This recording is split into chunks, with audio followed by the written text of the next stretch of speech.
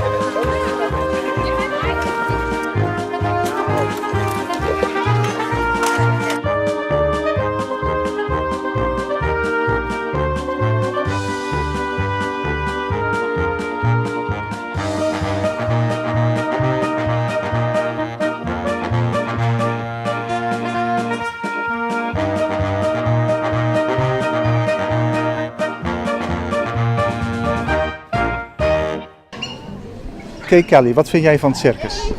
Leuk. En vind je het moeilijk om al die dingen te doen? Nee, niet zo erg. De meeste dingetjes vind ik wel makkelijk. En is Jan een goede leraar? Ja. En Gwen, wat vind jij ervan? Ik vind het heel leuk en ook heel goed dat hij dat doet, zodat kinderen ook met circus iets kunnen leren. Ik heb de indruk dat jij al een heleboel kan. Ja, je zou het zo kunnen zeggen. Wanneer heb je dat geleerd?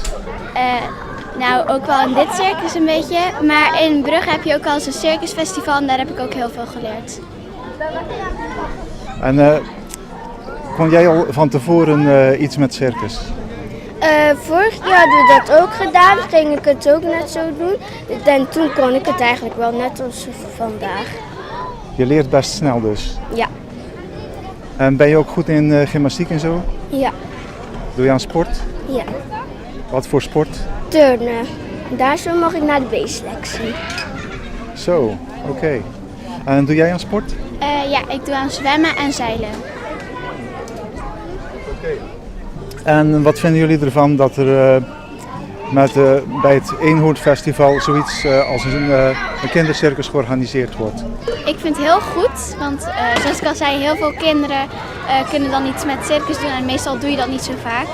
Dus dat vind ik wel heel goed dat hij dat dan doet voor de kinderen. Ik vind het eigenlijk wel heel goed. Omdat de kinderen er ook iets van kunnen leren? Ja. En als Jan Pannenkoek volgend jaar weer komt, kom je dan weer? Ja, Ik ook. Oké, tot volgend jaar dan. Doei. volgend jaar. Tot volgend jaar.